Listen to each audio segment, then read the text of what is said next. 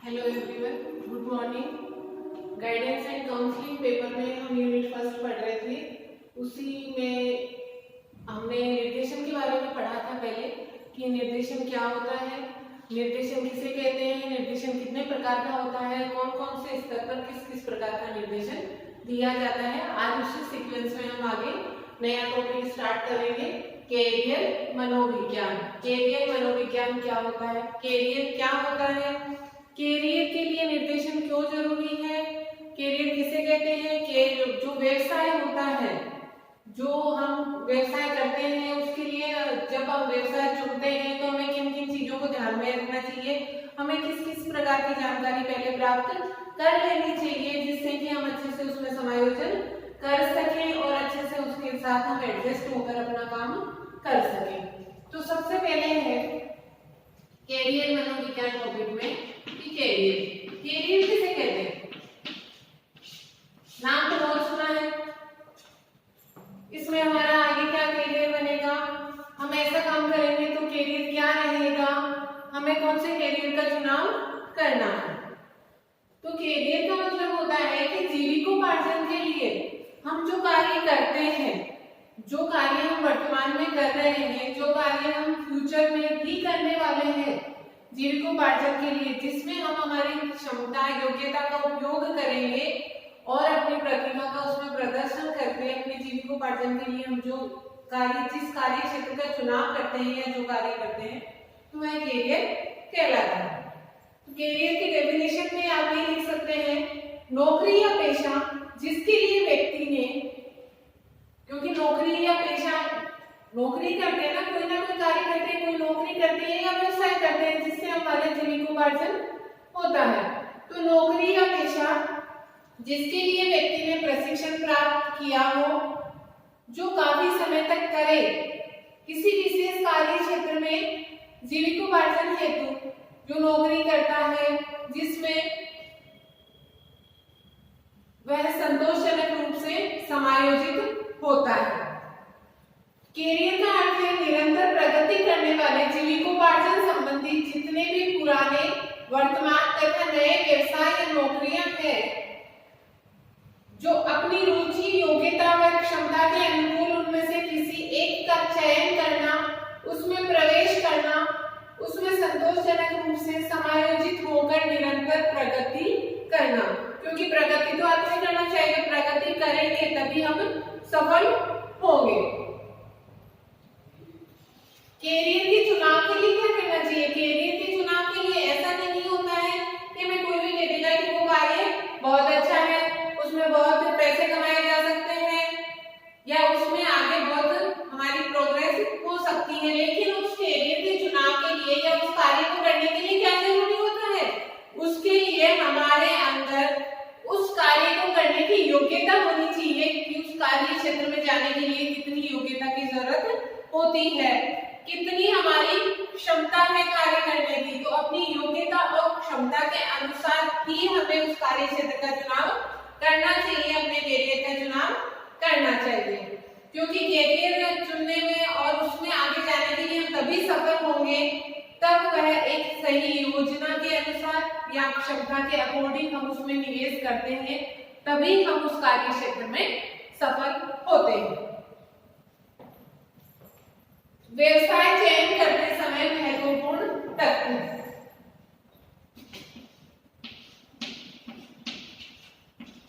व्यवसाय चयन करते समय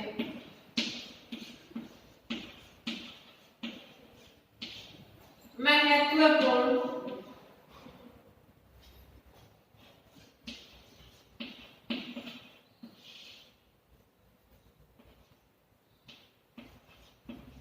क्योंकि जैसा कि अभी हमने बताया कि किसी भी कैरियर का या किसी भी व्यवसाय का या किसी भी कार्य क्षेत्र का चुनाव करने के लिए हमें बहुत सारी चीजों की जरूरत होती है कि हमें उसकी योग्यता, अपनी कार्य क्षमता, अपनी कैपेसिटी, सारी चीजें देखनी पड़ती है। लेकिन उसके साथ साथ उस व्यवसाय से संबंधित भी हमें पूरी जानकारी होनी चाहिए कि व्यवसाय किस प्रकार का है, हमारी इनकम कितनी होगी, इनकम के उसमें सोर्स क्या क्या है, वहां पे कितने लोग लोग कार्य करते हैं, हमारी जो योग्यता है उसके अकॉर्डिंग वो कार्य क्षेत्र है या नहीं है। जैसे कई बार ये होता है कि वहाँ पे ज्यादा पढ़े लिखे आदमी की जरूरत होती है, लेकिन हमारी पढ़ाई लिखाई कम करी हुई है, तो हम उस कार्य क्षेत्र में नहीं जा सकते हैं। हो सकता है कि हमारी सीटिंग कैपेसिटी कम है या ज्यादा है उस कार्य क्षेत्र के अकॉर्डिंग। जैसे उस कार्य क्षेत्र हमने जिस कार्य क्षेत्र, जिस व्यवसाय का या जिस कैरियर का चुनाव किया है, जो कार्य हम करने वाले हैं, मान लीजिए कि उसमें सीटिंग है कि भाई हमें 6 घंटे रेगुलर बैठना पड़ेगा और कंप्यूटर पे काम करना पड़ेगा, लेकिन हमारी सीटिंग कैपेसिटी इतनी नहीं है, हम कंटिन्यूअस इतना काम नहीं कर सकते हैं, तो हम उस कार्य क्षेत्र का हमें वो चुनाव नहीं करना चाहिए, क्योंकि हम उसमें प्रोग्रेस नहीं कर सकते, हम उसके साथ समायोजन या एडजस्टमेंट नहीं कर पाएंगे और हम उस कार्य क्षेत्र में सफल नहीं हो पाएंगे। तो इस प्रकार की कई सारी चीजें हैं जो हमें व्यवसाय का चयन करते समय उस कार्य क्षेत्र में जिसमें हमें जीविकोपार्जन के लिए कार्य करना है, उससे संबंधित हमें बहुत सारी बातों की जानकारी प्राप्त होनी चाहिए। तो काफी सारी चीजें हैं, हम पॉइंट वाइज पढ़ लेते हैं। तो पहला है व्यवसाय का महत्व।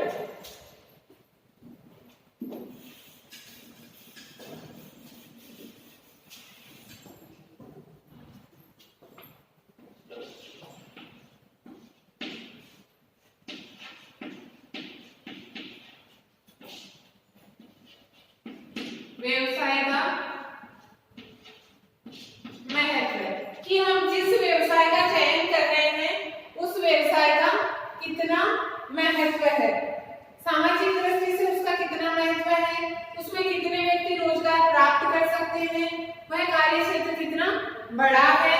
तो सबसे पहले है कि व्यवसाय का चुनाव करते समय हमें यह देखना चाहिए कि व्यवसाय का महत्व कितना है, व्यक्तिगत दृष्टि से उस व्यवसाय का कितना महत्व है, सामाजिक दृष्टि से उस व्यवसाय का कितना महत्व है। फिर दूसरा है कार्य का स्वभाव।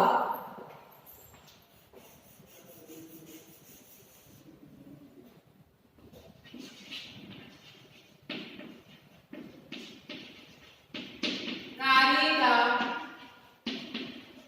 स्वभाव कि हम जो कार्य, जो व्यवसाय या जिस कार्य क्षेत्र का हम चुनाव कर रहे हैं उसका स्वभाव कैसा है, उसके अंतर्गत क्या देखा जाता है कि कार्य किस प्रकार का है और वहां पर श्रमिक किस प्रकार का कार्य करते हैं, मेहनत वाला कार्य करते हैं, कहीं पे अपन को बैठ के कंप्यूटर पे काम करना है या कहीं पे हार्ड वर्क करना है, फिजिकल वर्क ज्यादा है या मेंटल वर्क ज्यादा है।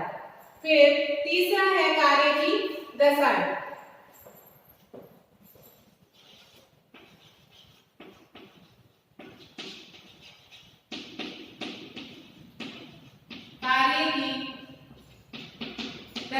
कार्य की दशाएं क्षेत्र के अंतर्गत आता है कि कार्य की दशा किस प्रकार की, हमें चार दीवारी के अंदर रहकर कार्य करना है या हमें कहीं बाहर फील्ड वर्क के लिए जाना है, स्वच्छता कैसी है, हवा जल प्रकाश की समुचित व्यवस्था है या नहीं है, कितने घंटे तक हमें वहां पर कार्य करना पड़ता है, 4 घंटे का कार्य करना है, 6 घंटे का करना है या 12 घंटे का कार्य करना है या शिफ्ट वाइज वहां पर वर्क होता है।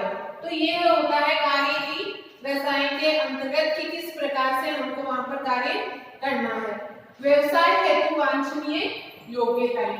फोर्थ है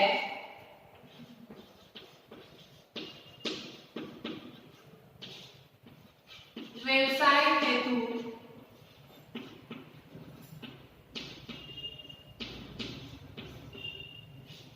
वांछनीय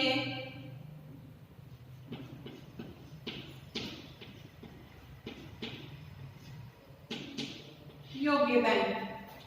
ये तो इम्पोर्टेंट है कि वांछनीय योग्यताएं कि उस कार्य क्षेत्र में जाने के लिए, उस व्यवसाय में जाने के लिए योग्यता की कितनी जरूरत, कितनी योग्यता की जरूरत है, कि कहाँ तक पढ़ा लिखा होना चाहिए, उसकी एजुकेशन कितनी है, उसने कितनी उसके लिए उसका प्रशिक्षण उसने कितना प्राप्त किया है, वह किस प्रकार से कार्य करता है और वहां पर किस प्रकार से कार्य करना है, कितने समय की वहां पर आवश्यकता होती है, मानसिक योग्यता की कितनी आवश्यकता है, बुद्धि की कितनी आवश्यकता है, शारीरिक योग्यता की कितनी आवश्यकता है।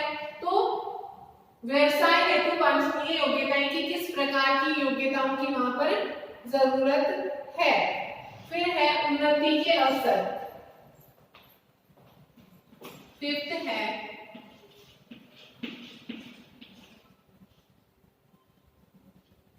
उन्नति के अवसर।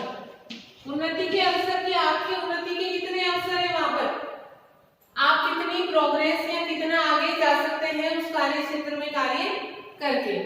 आपकी सैलरी कितनी है, वहां पे इंक्रीमेंट कितना होता है, वार्षिक होता है, हाफ ईयरली होता है, या किस प्रकार से आपको आगे प्रमोशन मिलेगा या नहीं मिलेगा, और यदि मिलेगा तो कितने टाइम बाद वहां पर प्रमोशन मिलता है, सैलरी का इंक्रीमेंट कितने टाइम बाद वहां पर होता है। भावी जीवन के लिए उन्नति के कितने अवसर हैं, उस कार्य क्षेत्र में आप प्रवेश करने के बाद आगे आप कितनी उन्नति कर सकते हैं। आप वहीं पर स्थिर रहेंगे या उस कार्य क्षेत्र से जुड़कर आप आगे भी निकल सकते हैं। फिर है वेतन। वेतन इसी के लिए तो जा रहे हो वहां पर काम करने के लिए।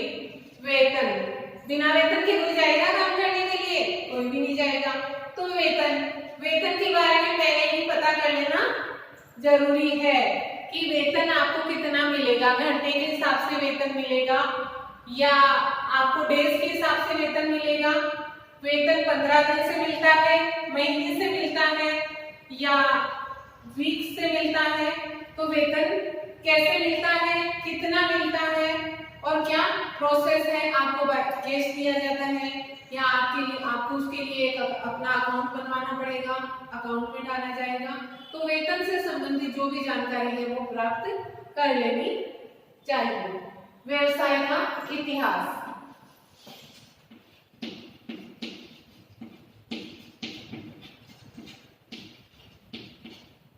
व्यवसाय का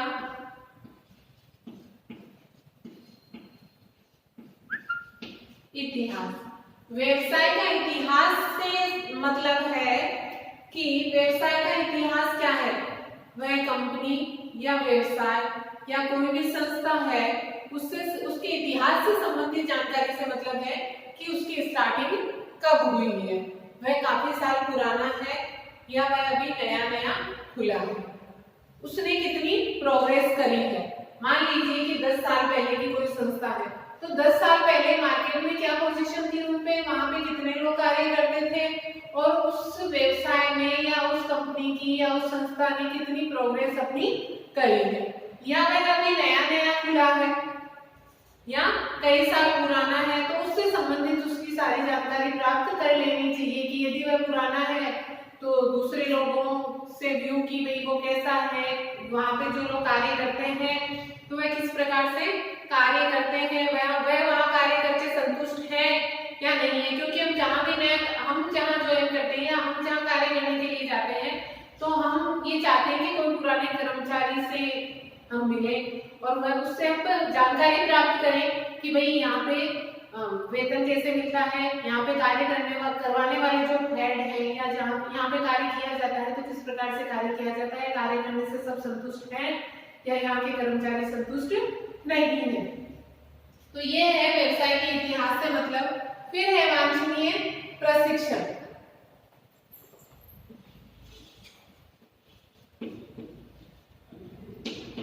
वांछनीय प्रशिक्षण।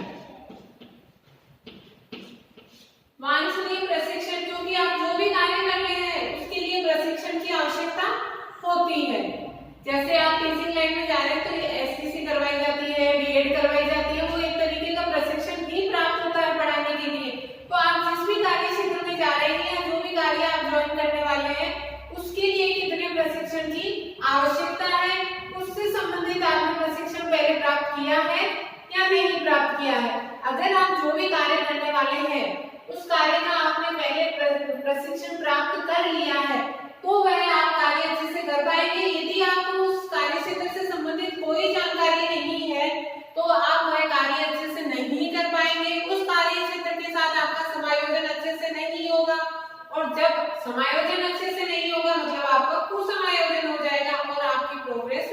नहीं हो सकती है।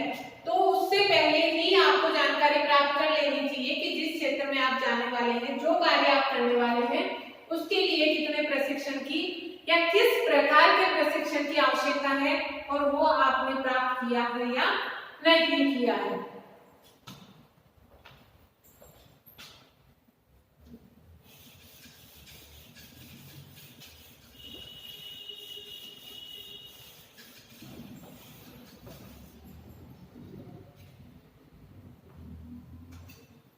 फिर है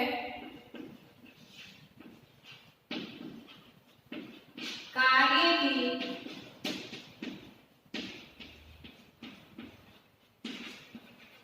नियमितता। कार्य की नियमितता के अंतर्गत है कि आपको जो कार्य करना है उसकी नियमितता कितनी है, कि वह कार्य आपको पूरे वर्ष भर करना है या वीक में एक बार वो कार्य करना है। जैसे पढ़ाने से संबंधित ही ले लीजिए कि हम कहीं पढ़ाने के लिए जाते हैं, तो ये होता है कि आपको फुल टाइम के लिए जॉब करनी है, मतलब 10 से 4 की ड्यूटी करनी है, या आपको 2 पीरियड के लिए वहां पे बुलाया जाएगा, या वीक में आपको 2 बार वहां पर बुलाया जाएगा। तो इससे संबंधित जानकारी आपको पहले प्राप्त कर लेनी चाहिए कि कार्य की नियमितता कितनी है। पूरे वर्ष भर कार्य चलेगा, 6 महीने के लिए ही करना है, 2 महीने की छुट्टी मिलेगी, या वीक में कितनी छुट्टी मिलेगी, 1 मिलेगी, 4 मिलेंगी, 2 मिलेंगी, वीक में कितने दिन काम करना है, ये सब जानकारी आपको प्राप्त कर लेनी चाहिए। वो आता है कार्य की नियमितता के अंतर्गत। फिर है व्यवसाय का गठन।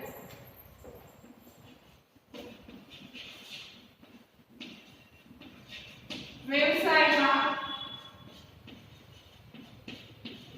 गठन। व्यवसाय का गठन से क्या तात्पर्य? व्यवसाय का गठन, गठन से मतलब है कि आप कोई भी जिस भी व्यवसाय से आप जुड़ रहे हैं, जिस कार्य क्षेत्र के अंतर्गत आप किसी भी संस्था में या किसी भी कंपनी में आप कार्य करने के लिए जा रहे हैं, तो उसका गठन सिंगल है या साझेदारी से है। एकल कार्य है कि उसका मालिक कोई एक ही है, या किसी 2 या 3 की साझेदारी से वह संस्था या जो भी जहां भी आप काम करने के लिए जा रहे हैं उसका गठन हुआ है। क्योंकि अगर एक होता है तो ये रहता है कि भाई अपन को अपनी बात किससे कहनी है, अपनी जो भी प्रॉब्लम है उसका सॉल्यूशन कौन करेगा। तो इसलिए उसका पता भी हमें कर लेना चाहिए कि व्यवसाय का गठन किस प्रकार का है, एकल है या साझेदारी से है।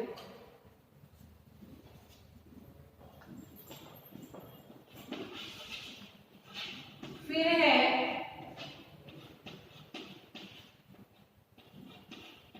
वांछनीय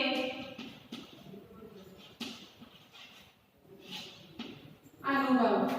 वांछनीय अनुभव के अंतर्गत आता है कि व्यवसाय में कितने समय के अनुभव की आवश्यकता है। पहले से आपको उस कार्य की प्रैक्टिस की जरूरत है या नहीं है, आप पहले कहीं काम कर चुके हैं, उसकी आपको जरूरत है कि भाई मैंने पहले इतने समय तक कार्य किया, इतने अनुभव की आवश्यकता है।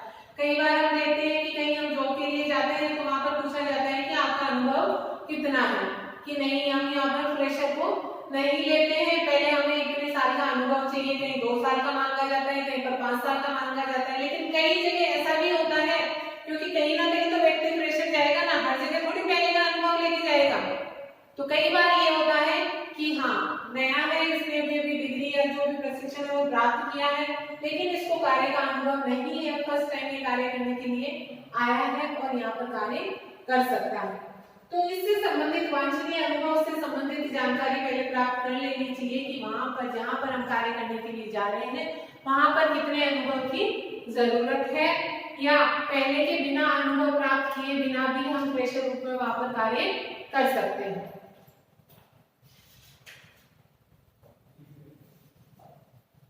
फिर है नियोग का स्थान।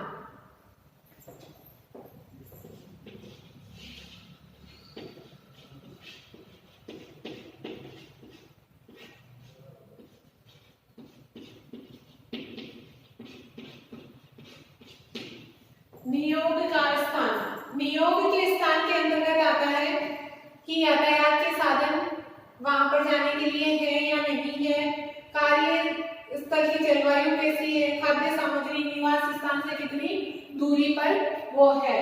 क्योंकि जहां पर आप कार्य करने के लिए जाएंगे वहां पर आप आसानी से पहुंच सकते हैं। आपके पास उस संस्था से कोई साधन आता है, जैसे कई बार होता है कि हमने कोई स्कूल कॉलेज या कहीं ऑफिस के लिए कोई बस आती है, उनकी कोई वैन आती है जो सभी कर्मचारियों को लेकर जाती है, या आपको अपने पर्सनल व्हीकल से वहां तक जाना है और आपके घर से वह कितनी दूरी पर है।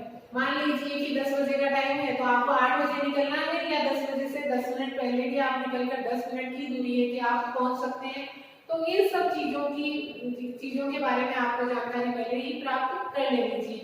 लंच आपको घर से लेके जाना है या वहां पर ही व्यवस्था होती है, वहां का आसपास का वातावरण कैसा है, तो इससे संबंधित सारी जानकारी आपको पहले ही प्राप्त कर लेनी चाहिए। अन्य कृमियों का अध्ययन।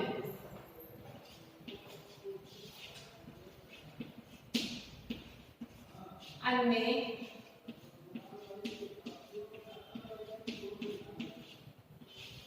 कृमियों का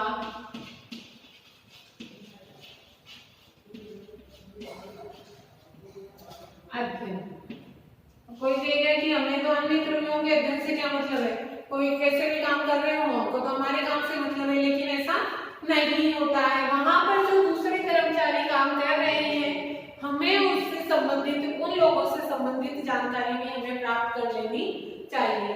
क्योंकि किसी हम कहाँ पर एडजस्ट हो सकते हैं, जहाँ पर हम जैसे हमारे जैसे दूसरे लोग होंगे तो हम एडजस्ट हो सकते हैं। कोई मान लीजिए कि पढ़ा लिखा व्यक्ति है, वहां पर मेंटल एबिलिटी की ज्यादा जरूरत है, मानसिक योग्यता की ज्यादा जरूरत है, और कुछ है कि वहां पर शारीरिक योग्यता वाले या शारीरिक मेहनत करने वाले ज्यादा काम कर रहे हैं, और हमको उनके साथ अगर काम करना पड़ा तो हम एक साथ एडजस्टमेंट नहीं कर पाते हैं। इसलिए वहां जो कर्मचारी कार्य कर रहे हैं उनकी योग्यता कितनी है, उनका स्वभाव कैसा है, वह वहां पर कितने समय से कार्य कर रहे हैं, क्योंकि हम वहां संतुष्ट होंगे या नहीं होंगे, या वो संस्था कैसी, इसकी जानकारी भी हमें किससे प्राप्त होगी, उन कर्मचारियों से ही प्राप्त होगी। उन कर्मचारियों का स्वभाव कैसा है, वहां पर जो लोग कार्य कर रहे हैं वो आपस में मिलजुल कर कार्य करते हैं या नहीं करते हैं, जो कर्मचारी पहले से कार्य कर रहे हैं उनका सबका आपस में एडजस्टमेंट है या नहीं है। तो इन सब से संबंधित जानकारी भी हमको प्राप्त कर लेनी चाहिए। फिर है सामान जिस पर कार्य करना है।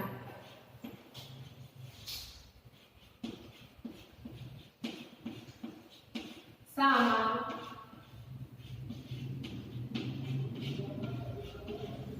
जिस पर कार्य करना है। सामान जिस पर कार्य करना है का क्या मतलब हुआ?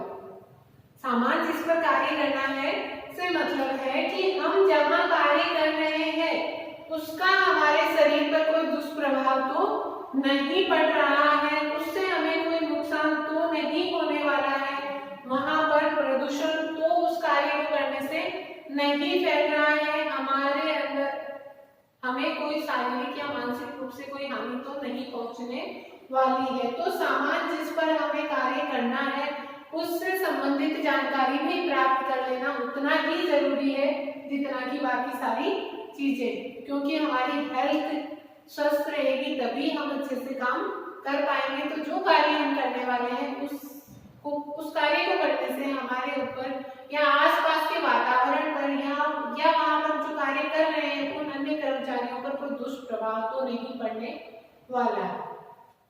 तो सभी को समझ में आ गया होगा, और सभी के यही है कि इसमें सबसे ज्यादा ये है कि हमको कौन सा व्यवसाय करना है, हम किस कार्य क्षेत्र में जाएं, हम खुद का व्यवसाय करें या किसी कंपनी में काम करना है या खुद का बिजनेस स्टार्ट करना है या किसी टीचिंग क्षेत्र में जाना है, तो किस क्षेत्र में हमको जाना है। हमारे दिमाग में असमंजस की स्थिति रहती है कि उसमें हम आगे बढ़ पाएंगे या नहीं बढ़ पाएंगे, हम वहां पे एडजस्ट हो सकते हैं या नहीं हो सकते हैं। तो इस प्रकार की कई बातें हमारे दिमाग में आती हैं। तो कुछ बातें आज हमने डिस्कस करी है कि किसी भी कार्य क्षेत्र में या किसी भी अपने कैरियर का चुनाव करते समय हमें इन सारी चीजों को एक बार हमारे दिमाग में लाना चाहिए और इससे संबंधित जो भी जानकारी है वो हमें प्राप्त करनी चाहिए, जिससे हम आगे जा सकते हैं और हमें वो कार्य करते समय बीच में किसी भी कठिनाई का सामना नहीं करना पड़ेगा, क्योंकि उससे संबंधित जो भी जानकारी होगी वो हम सारी पहले प्राप्त कर लेते हैं। जैसे हमने सारी चीजें यहाँ पे डिस्कस करी है, एक बार रिपीट कर लेते हैं।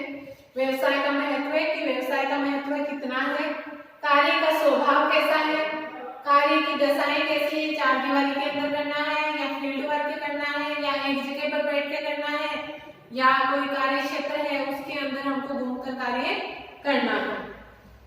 फिर है व्यवसाय की वांछनीय योग्यताएं कि शारीरिक योग्यता कितनी चाहिए उसके लिए और मानसिक योग्यता की कितनी जरूरत होती है, उन्नति के कितने अवसर है, कुछ एज लिमिट है कि इतनी एज होने के बाद ही आपको प्रमोशन मिलेगा या कुछ कार्य पर डिपेंड है कि आप इतना कार्य कर दोगे तब आपको परमिशन मिलेगा, या कुछ टाइम पीरियड डिसाइड किया हुआ है कि इतने टाइम के बाद में आपको प्रमोशन मिलेगा या आपकी जो सैलरी या जो भी पेमेंट होता है उसमें इंक्रीमेंट होगा।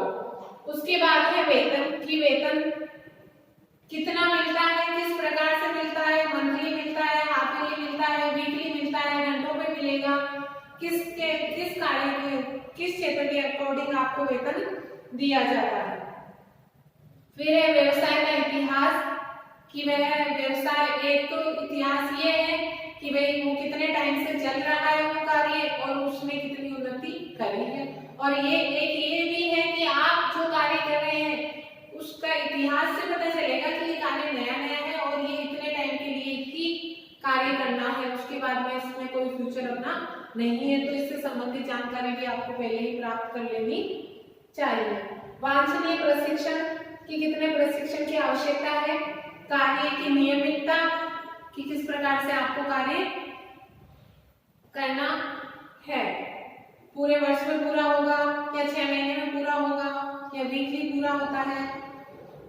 व्यवसाय का गठन साझेदारी का है या एकाधिकार वाला व्यवसाय है। वांछनीय अनुभव कि कितने आपको अनुभव की जरूरत है वहां पर पहले, या नए अगर आप फ्रेशर जा रहे हैं तो भी आप उस कार्य को कर सकते हैं या नहीं कर सकते हैं। नियोग का स्थान कि वहाँ आपके जहाँ आप रहते हैं वहां से कितनी दूरी पर आपको जाना है उनका भी क्या आएगा, या आपको अपने पर्सनल साधन से वहां पर जाना है।